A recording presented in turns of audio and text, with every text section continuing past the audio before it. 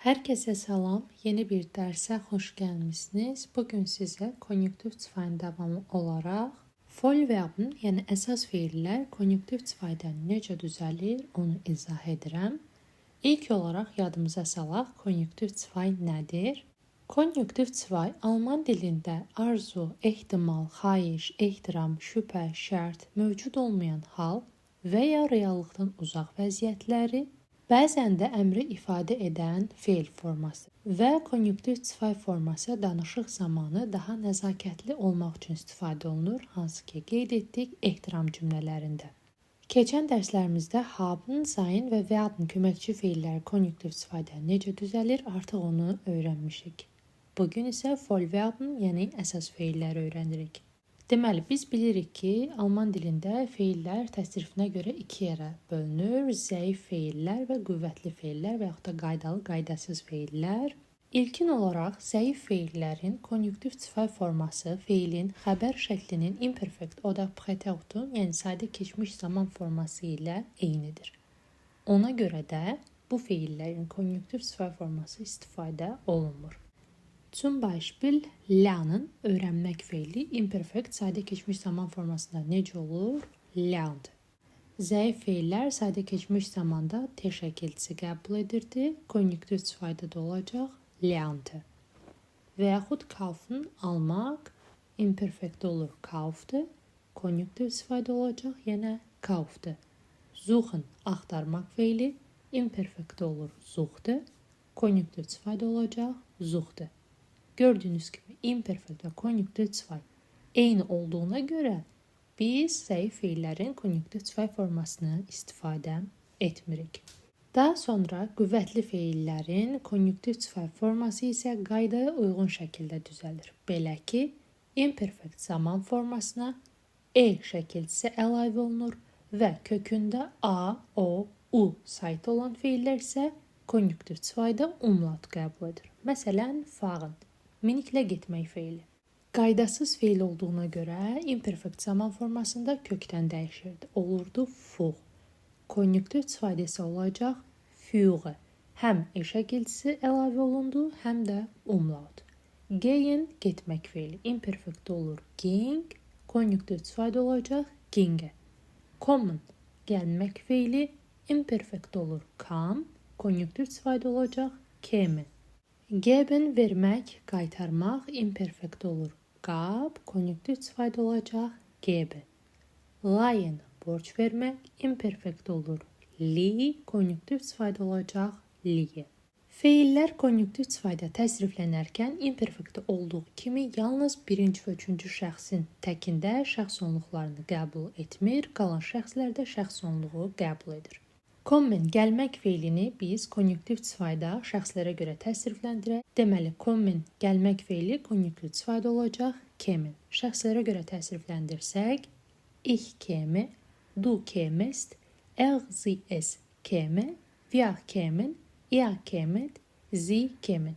Gördüyünüz kimi, bir və üçüncü şəxsin təkində heç bir sonluq qəbul etmədi. Yerdə qalan bütün şəxslərdə şəxs onluğu əlavə olundu. Daha sonra geben feili konjunktiv cifayda olacaq geben. Gördüyünüz kimi tələffüz eyni olsa da ancaq yazılışlar fərqlidir.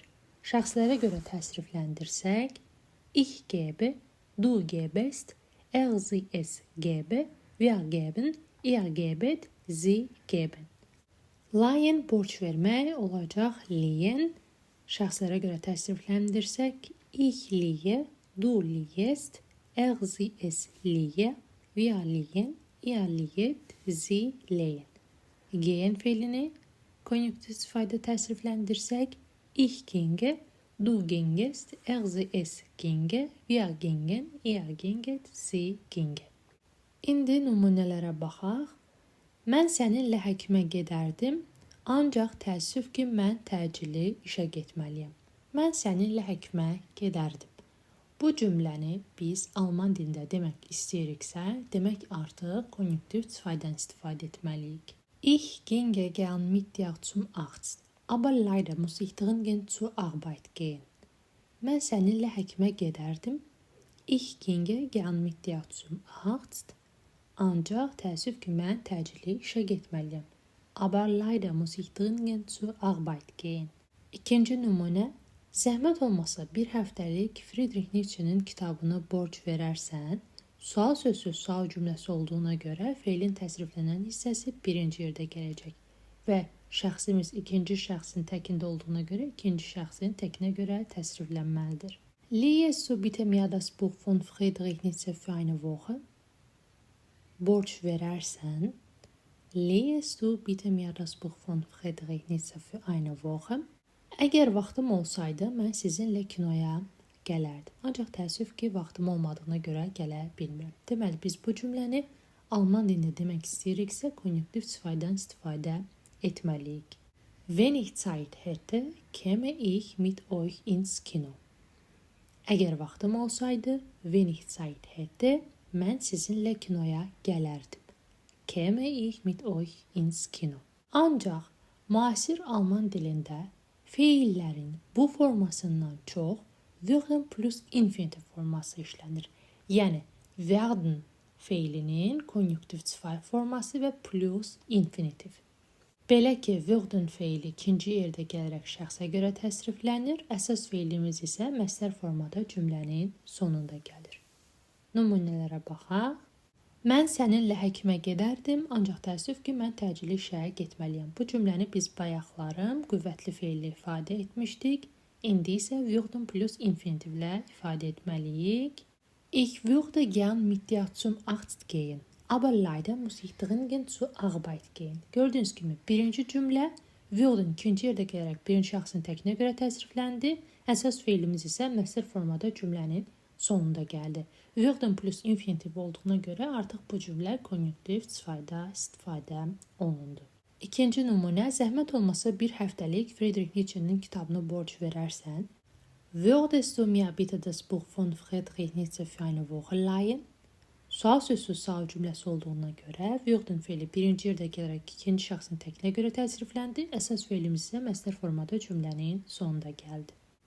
Əgər vaxtım olsaydı, mən sizinlə kinoya gələrdim. Wenn ich Zeit hätte, würde ich mit euch ins Kino kommen.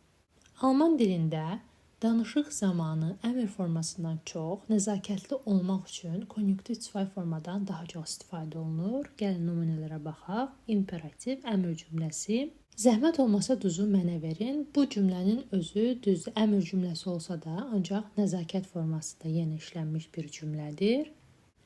Geben Sie mir bitte das Salz. Zəhmət olmasa duzu mənə verin. Bu nəzakət formada işlənib.